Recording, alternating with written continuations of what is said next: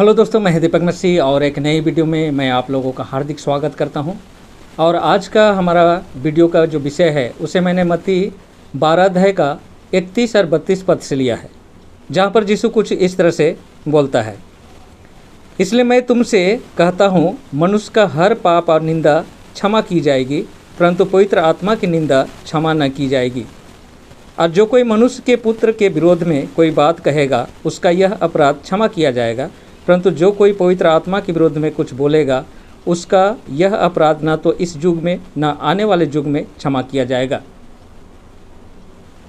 तो यीशु इस जगत में किस लिए आया था? यीशु आया था हमारे पापों का प्रायश्चित करने के लिए। सबसे पहली बात तो आपको बता दूं दोस्तों कि कोई भी पाप का क्षमा नहीं है, बल्कि हर पाप का पनिशमेंट है। और इसीलिए यीशु को कलवरी की क्रूस में मरना पड़ा। इसलिए यीशु 31 पद में कहता है कि मनुष्य का हर पाप क्षमा किया जाएगा, हर पाप, इसमें से कोई भी बाकी नहीं रह रहा है। लेकिन पवित्र आत्मा के विरुद्ध में जो पाप है वो क्षमा नहीं किया जाएगा। अब ये कौन सा पाप है पवित्र आत्मा के विरुद्ध में? कोई स्पेसिफिक पाप के बारे में यहाँ पर यीशु बताना चाह रहा है। तो सबसे पहले हमें पवित्र आत्मा के कामों के बारे में समझना है। यीशु का काम हम लोगों ने समझ लिया। उसका काम था हमारे पापों का प्रायश्चित करना और हमें पाप से छुटकारा देना। हमारे पापों की क्षमा इधर से मिलती है। लेकिन पवित्र आत्मा का काम पापों की क्षमा करना नहीं है, बल्कि न्याय और धार्मिकता के विषय में बातें करना है। जैसा कि यूहन्ना की पुस्तक 16 अध्याय का 8 और 9 पद में लिखा हुआ है। यीशु ने पवित्र आत्मा के विषय में कहा, और जब वह आएगा तो संसार को पाप और धार्मिकता और न्याय के विषय में निरुत्तर करेगा। पाप के विषय में इसलिए कि वे मुझ पर विश्वास नहीं करते। अब सवाल उठता है कि कौन सा ऐसा पाप है जो पवित्र आत्मा के विरुद्ध में गिना जाता है?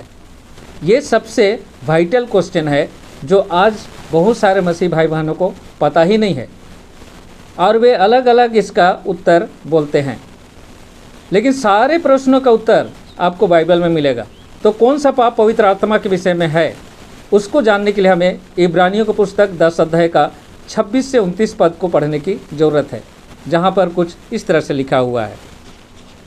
यदि सत्य का ज्ञान प्राप्त करने के बाद भी हम जानबूझकर पाप करते रहे, तो फिर पापों के लिए कोई बलिदान शेष न रहा, परंतु दंड की भयानक प्रतीक्षा अग्नि ज्वाला शेष है, जो विरोधियों को भस्म कर देगी। जो कोई मूसा की व्यवस्था का उल्लंघन करता है, वह 2 या 3 लोगों की गवाही पर बिना दया के मार डाला जाता है। तो तुम ही सोचो कि वह व्यक्ति और भी कितने कठोर दंड का भागी होगा, जिसने परमेश्वर के पुत्र को पैरों से रौंदा और बाचा के लहू को, जिसके द्वारा वह पवित्र ठहराया गया, अपवित्र समझा और अनुग्रह के आत्मा का अपमान किया। यहाँ बोला जा रहा है कि सत्य के ज्ञान प्राप्त करने के बाद फिर से पाप करना, यानी वे सारे पाप पवित्र आत्मा के विरुद्ध में है जो जानबूझकर किए जाते हैं। तो पाप क्या है? परमेश्वर की आज्ञा तोड़ना ही पाप है।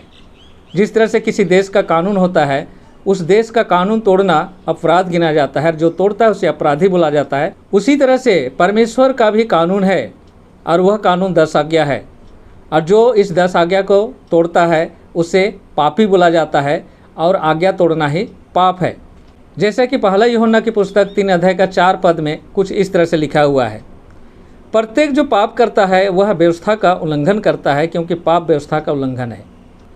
दोस्तों, जितने भी मसीह भाई बहन हैं जो यह दावा करते हैं कि वे प्रभु से बहुत प्रेम करते हैं और उनको अपना जीवन का आधार बनाए हैं, लेकिन वे जानबूझकर अगर उसकी आज्ञा को तोड़ते हैं, तो बाइबल हमें बताती है कि वे झूठे हैं। जैसा कि पहला यूहन्ना की पुस्तक 2 अध्याय का 3 और 4 पद में लिखा हुआ है। यदि हम उसकी आज्ञाओं का पालन करते हैं, तो इसी से हमें ज्ञात होता है कि हम उसे जान गए हैं। जो कहता है मैं उसे जान गया हूँ और उसकी आज्ञाओं का पालन नहीं करता, वह झूठा है और उसमें सत्य नहीं है। और प्रकाशित वाक्य 21 अध्याय का 8 पद के अनुसार उन झूठों का भाग है आग की झील, जैसा कि लिखा है, परंतु डरपोकों, अविश्वासियों, घृणितों, हत्यारों, व्यभिचारियों, जादूगरों, मूर्ति पूजकों और सब झूठों का भाग उस झील में होगा जो आग और गंधक से जलती रहती है। यह दूसरी मृत्यु है। तो दोस्तों, पवित्र आत्मा के विरुद्ध में कोई स्पेसिफिक पाप नहीं है, बल्कि वे सारे पाप जो जानबूझकर किए जाते हैं परमेश्वर का अनुग्रह पाने के बाद किए जाते हैं, वे पवित्र आत्मा के विरुद्ध में किए गए पाप गिने जाते हैं और इन पापों का कोई भी क्षमा नहीं है। तो मैं विश्वास करता हूं कि मेरा यह छोटा सा प्रयास आप लोगों को इस विषय को समझने में ज़रूर मदद किया होगा।